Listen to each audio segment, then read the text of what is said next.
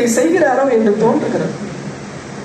எத்தனையோ நேரத்திலே அவருக்கு பலவிதமான நிலையிலே துன்பத்தை தருகிற பொழுதெல்லாம் நான் கண்ணீர் விட்டு அழுதிருக்கிறேன். என் கண்களிலே தண்ணீர் வந்து கொண்டே இருக்கும்.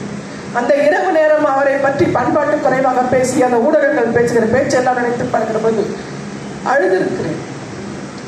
நான் அழுதேன் என்று கேள்விப்பட்டு, அது தெரிந்து அழவில்லை, அழுதேன் என்று கேள்விப்பட்டு என் கன்னத்தை தட்டி கொடுத்தார். சிறு கை குழந்தையை போல். இப்படி இன்னும் நான் புகைப்படத்தை வச்சிருக்கேன். எல்லாம் நான் இப்ப எதற்காக கூறுகிறேன் என்று சொன்னால், ஒரு வேட்பாளராக நிற்கிற ஒருவருக்கு என்ன தகுதிகள் இருக்க வேண்டும் என்று சொன்னால், அவர் பிறந்து விடக்கூடாது. அவ்வளவுதான் அவர் எதிர்பார்க்கறதே, வேற எதுவுமே இல்லைங்க. நீங்க நினைக்கிற மாதிரி இல்லை. அதனால மற்றவங்களை தேர்ந்தெடுக்காதல அப்படிலாம் இல்லை. நீங்கள் எல்லாம் செயல் வீரர்கள். நாங்க சும்மா உட்கார்ந்துருப்போம், வணக்கம் போடுவோம், போயிடுவோம், அப்படிதான் எங்களை நினைச்சுக்காரு. செயல் வீரர்களாக உங்களைத்தான் கருதி இருக்கிறார்கள். அதற்காகத்தான் மாவட்ட பொறுப்புகளையும் மாநில பொறுப்புகளையும் உங்களுக்கு தந்திருக்கிறார்கள்.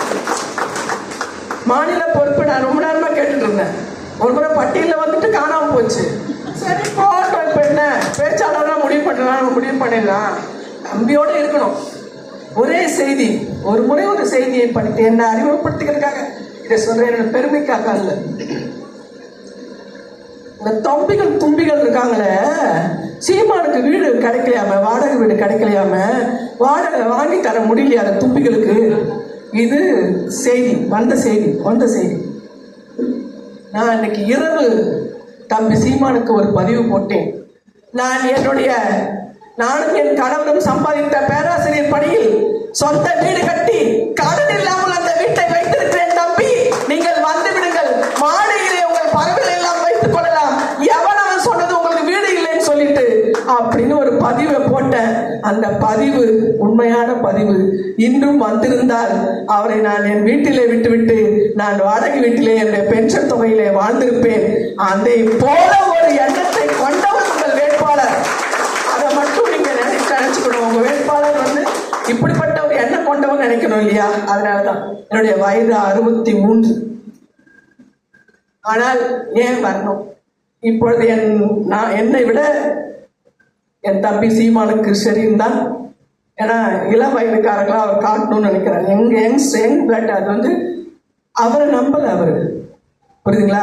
எனக்கு பின்னும் நீங்கள் எல்லாம் இருப்பீர்கள், தன் மறைவுக்கு பின்னும் இருப்பீர்கள் என்ற ஒரு எண்ணம் இருக்கிற ஒரு தலைவர். அவன் தான் சிறந்த தலைவராகவே வாழ முடியும். நினைச்சு பாருங்க. நான் இன்னைக்கு என் குழந்தைய 6 மாதம் 3 மாத குழந்தை 1.5 மாத குழந்தை எடுத்துட்டு போறேன், தூக்கி வச்சிருக்காரு. இவன் நான் செஞ்ச வேலையை இவன் முடிப்பானா?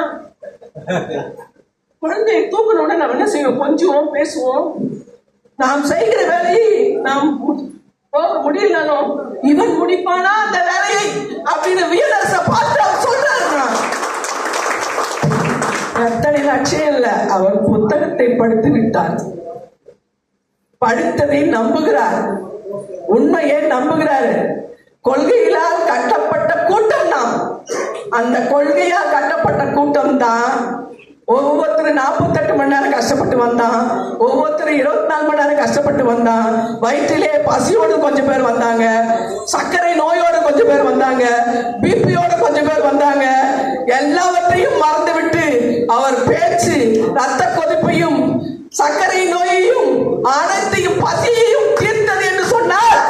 அதுதான் சீமான் செய்த அரசியல் உண்மை. தமிழ் தேசியம் அந்த உண்மைக்கு முன்னாடி எதுவும் நிற்காது.